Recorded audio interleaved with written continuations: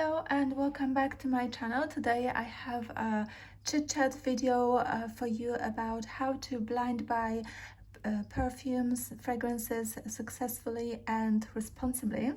So if you're new, welcome to my channel. I make videos about perfumes and a bit of fashion and beauty as well. So if that interests you, please consider subscribing and have a look around my playlist. I have plenty of videos about everything, so you can find the themed playlist. So anyway, let's start. I have a few tips for you, and today, just for visuals, we have some perfumes in the background and a candle, and we're just going to have a little chat about perfume. So first tip to buy perfumes in a blind way, so blind buy without actually smelling them in person first, would be just to find out what notes you like and which ones you don't like. So maybe you write them down, or yeah, just have a think, and then that way you'll be able to quicker find the perfumes that really suit you and the ones that you are probably going to dislike. So for example, for me, I love coconut, so any perfume that has coconut, there's a good chance I'm going to love it. The same with florals. I love florals, so yeah, I don't think there's any perfume that has flowers of any kind that I don't like. But then on the other hand, if there is something that has this medicinal type of notes or green notes, then I'm not so crazy about those.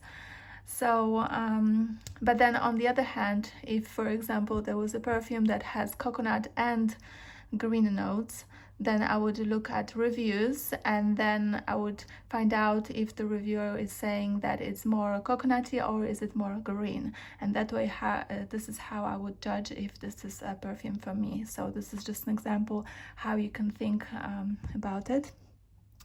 Then another tip is to find discount websites. Obviously that's much cheaper to buy perfumes online.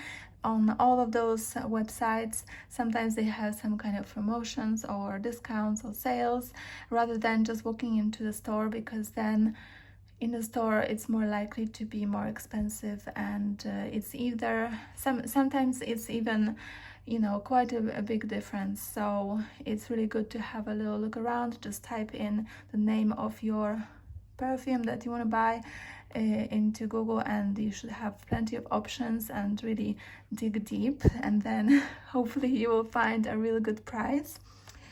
Then another tip is how to blind buy perfumes is, of course, to watch lots of reviews and maybe find your favorite reviewer who loves the similar type of perfumes as you, and then find also the one that you trust their opinion, and yeah, and stick to that. And then that way I think it's a good way to figure out if this specific perfume is for you or not.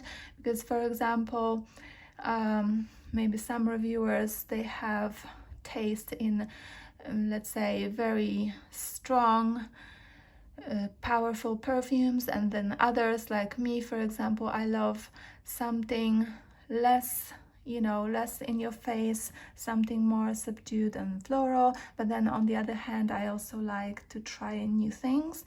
So yeah, just have a look around in different review channels, and then yeah, you'll have a good idea of what you like and what you don't like. For example, me, I used to love watching all kinds of perfume reviews, perfume ratings and all of that, because it was just fun to watch, and it's interesting, and if I like something I might buy it. It doesn't mean I have to buy anything, just out of sheer curiosity. I love perfume, so obviously I'm interested in nice things like that. Then what else I have for you? Oh, and find ways to sell your perfumes, just in case you have an unsuccessful blind buy of your perfume. Then figure out ways to sell, because it is a little bit problematic, and don't expect that you're going to get the full price unless obviously the perfume is unopened, but then you wouldn't know if you like it or not. So if the perfume is already opened and maybe used a little bit, then of course you're going to get less for what you paid. So just be prepared for that. So for example, if you're buying something very expensive, then it is tricky. And then maybe if you have, find, before you buy anything, maybe find some friends who love perfume, or maybe family member or someone like that who might potentially be interested. And also, if you're selling, then sometimes you can't, because it is a liquid, so there might be a possibility you might not be able to ship that. I'm not sure. Maybe it depends on the country, but anyway, yeah, it could be tricky. So just don't expect you're going to retrieve the same price that you paid. So obviously you're going to have to take a loss, and yeah, just bear that in mind.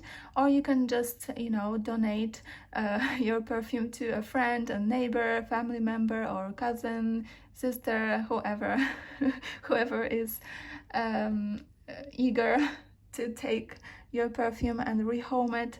But of course it's more tricky if the perfume is extremely expensive.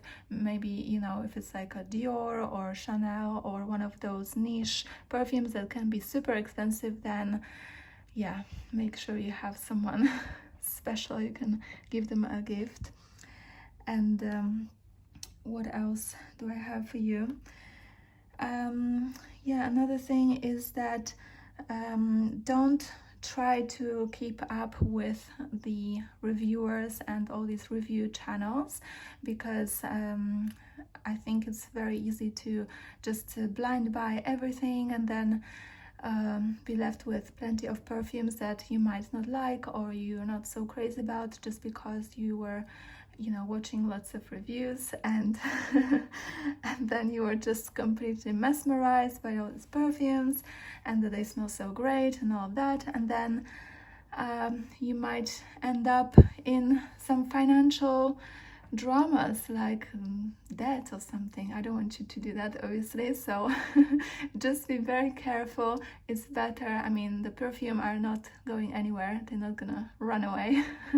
they will still be there, so you don't have to impulse buy. You can think about it, do a bit of research, and just bear in mind that some of these channels that are very popular, these people, they kind of like professional almost, and it might be even their job to review perfumes and products. So obviously a normal person would not be buying so many perfumes or so many clothes or so many beauty products just purely because you only need so many perfumes and you only need so many products to use. I mean, realistically, you can survive with, I don't know, 5 perfumes, 10. It's just like really excessive to have 10, probably, for like a normal person, I think, who is not, who loves perfumes, but obviously not crazy about perfumes. So yeah, just bear that in mind. And same way with beauty products, it's so easy just to buy 20 different lipsticks and all of that. Obviously I'm guilty of that as well. I'm trying not to buy any more lipsticks, but it's very difficult, and it's so easy to overspend. So just try to be careful, and especially with perfume, because it's not like clothes that you can return straight away and it's there's no financial damage. But with perfume, then you can lose a little bit of money even if you resell.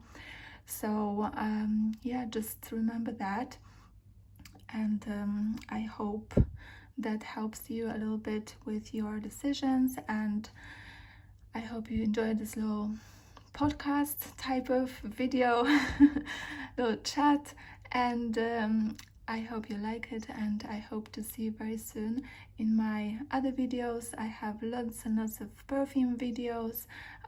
In my playlist you can find tons of content, comparisons, and all of that, and obviously more is coming soon.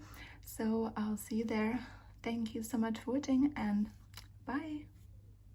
Thank you so much for watching, and if you liked it, please give it a thumbs up and consider subscribing to my channel for more content like this and more perfume, beauty and fashion videos.